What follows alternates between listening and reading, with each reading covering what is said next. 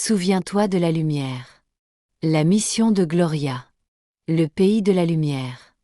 Il existe un royaume magnifique et lumineux, le pays de la lumière, appelons-le les Pléiades.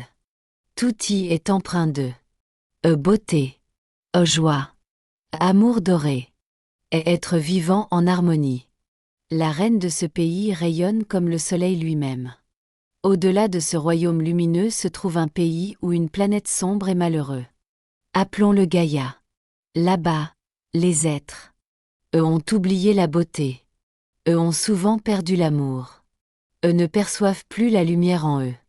La reine ressent leur souffrance aussi profondément que si c'était la sienne.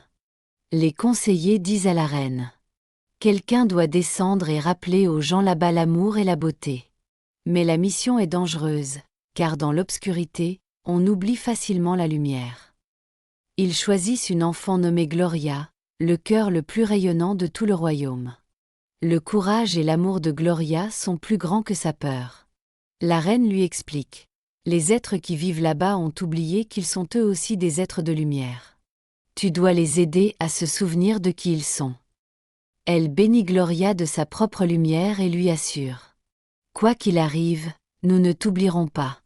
Gloria tombe dans un tunnel sombre. Son corps devient plus lourd et plus dense, jusqu'à ce qu'elle arrive finalement dans le monde matériel. Cela symbolise est le processus de naissance d'un être de lumière, et l'entrée dans le corps humain, l'oubli de l'origine céleste. Le message de l'histoire. Nous sommes tous comme Gloria, et nous venons d'un royaume de lumière, et nous avons une mission, nous souvenir et aider à se souvenir. Notre vraie nature est l'amour, le courage et la lumière. Nous ne sommes jamais vraiment séparés de l'origine. Et nous avons oublié, mais nous pouvons nous souvenir.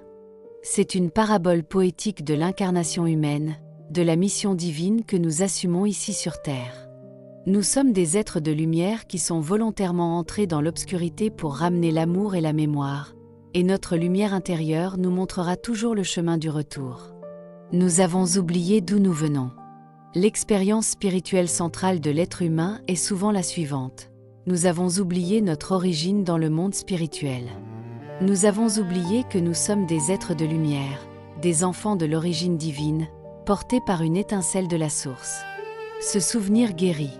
Il met fin à la peur, à l'isolement et à la séparation, et nous ramène à la confiance, à l'amour et à la connexion avec toute vie.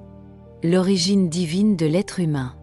Et nous venons du monde spirituel, c'est là que se trouve notre véritable foyer.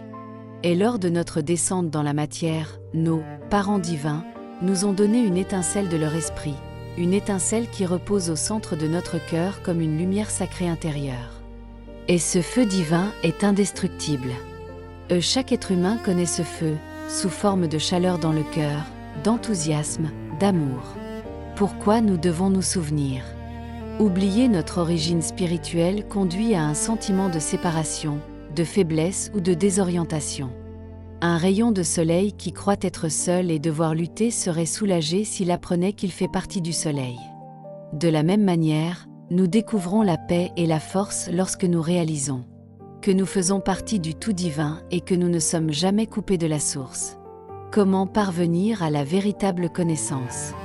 Non pas par des réponses intellectuelles, mais par une expérience intérieure profonde, souvent accompagnée de méditation, de rencontres ou de questions profondes telles que « Dis-moi qui je suis ». Jusqu'à ce que la connaissance émerge enfin. Je suis plus que tous les mots, je suis la force derrière les mots. Et c'est l'ouverture intérieure, oui, peut-être même le défi lancé à Dieu. Si tu existes, alors montre-toi, s'il te plaît. Celui qui cherche trouve, celui qui reste indifférent reste où il est.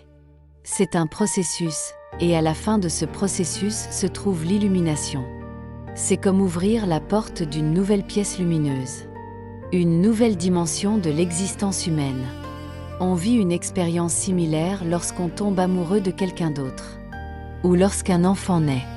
Beaucoup de choses changent et on sent que la vie est tellement plus riche.